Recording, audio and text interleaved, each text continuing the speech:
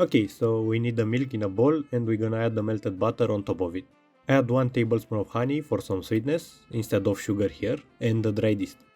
The melted butter should not be hot, everything there should be a little warm.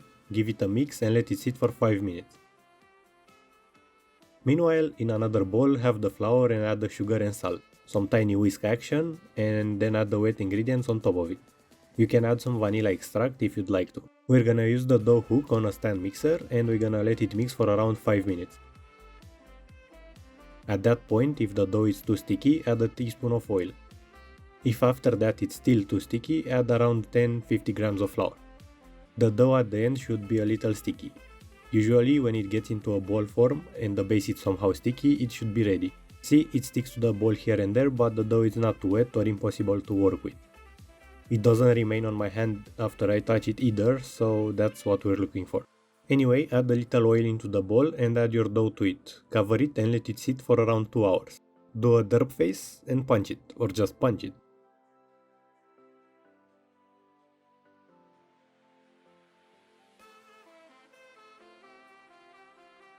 Add some flour to your working space and add the dough to it.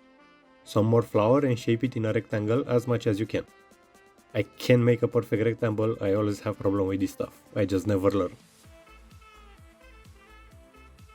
When you're happy with your shape, let's move on. We need a mixture of around 4 tablespoons of brown sugar and half of cinnamon. Just customize this mixture as you'd like. I guess I could have measured that in grams, but I was too lazy. Now we need to brush the dough with some melted butter and then add the sugar and cinnamon mixture on top of it.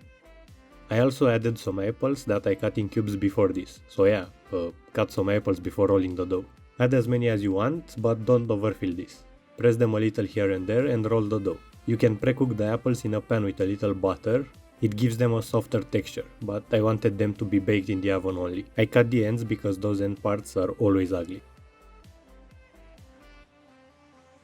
And then cut it in equal pieces, but don't cut them too thick or they won't bake in the middle.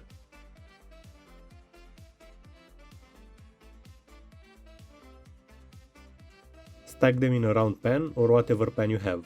If you use a baking pan, you could add a parchment paper to it or brush some butter to not have them stick to the bottom. I have a glass one, so this won't stick. Anyway, cover them with a plastic sheet and it's time for a second rise. Let them have an hour or 1 hour. They should look stacked and fluffy like this.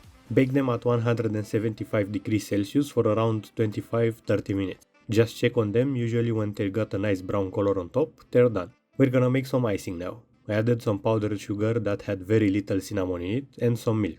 To make this, you kinda have to eyeball it. You add very little milk and mix it till you get the consistency you need. I never had an exact recipe to this because it's just not needed. Take the cinnamon rolls out of the oven and while they're hot, add some of that icing on top of them.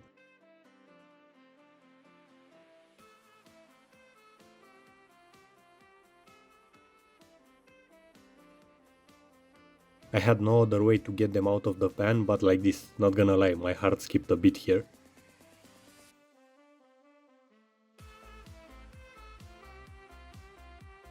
Now tell me these aren't the softest and fluffiest cinnamon rolls you ever saw.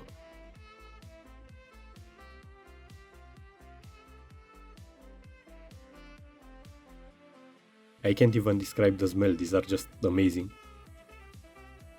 I hope you're gonna try this recipe and if you enjoyed it, please consider leaving a like, subscribe, hit the bell and share it as it will help me to continue making these recipes. Have a great day and see ya next time.